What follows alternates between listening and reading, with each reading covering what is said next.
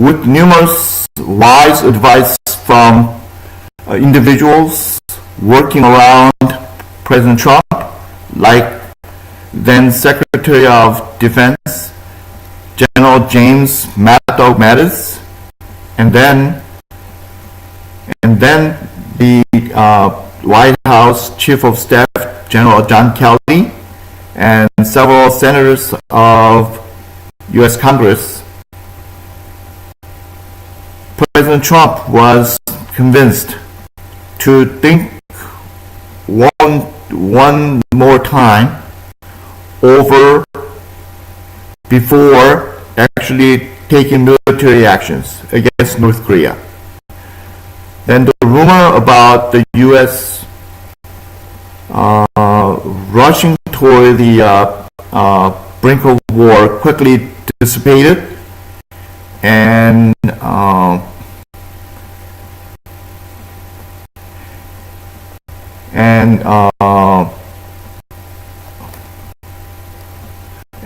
a glad news of new stage of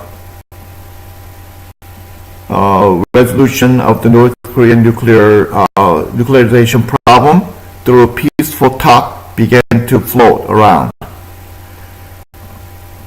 This was when President Trump asked China's President Xi Jinping to help him in possible talks with North Korea's big fat ugly pig, Kim Jong-un. President Trump even toned down his fiery rhetorics of calling him Little Rocket Man, Madman, all the way down from those harsh words, down to calling him respected chairman of North Korea's Communist Party, and he even invited him to a U.S.-North Korea summit held early in June of last year. But even then, a brief period of seemingly peaceful resolution of the problem with North Korean nuclearization proliferation quickly ended when North Korea's negotiation delegate Choi Sun-hee pronounced some words of distasteful comments toward the U.S. counterparts, and President Trump issued a second letter to Kim to cancel the summit. This was the point. This was the this is the critical point, and this was a critical juncture in the whole U.S. North Korea talk, where the South Korea's President Moon Jae-In seized his opportunity and stepped onto the stage while identifying himself as a possible neutral intermediary between Mr. Trump and Kim Jong-un, voluntarily to bring President and Kim back to a negotiating table.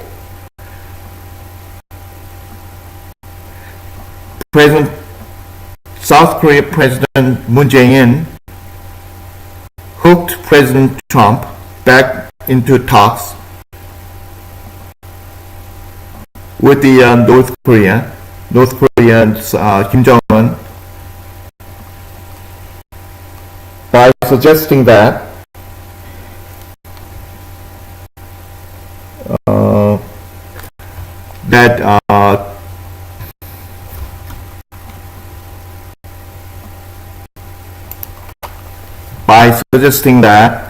if he goes back to the negotiating table with Kim Jong-un of North Korea, there is a good chance, with high probability, that President Trump will receive the Nobel Peace Prize if he brings Kim to give up his nuclear armaments through peaceful talks.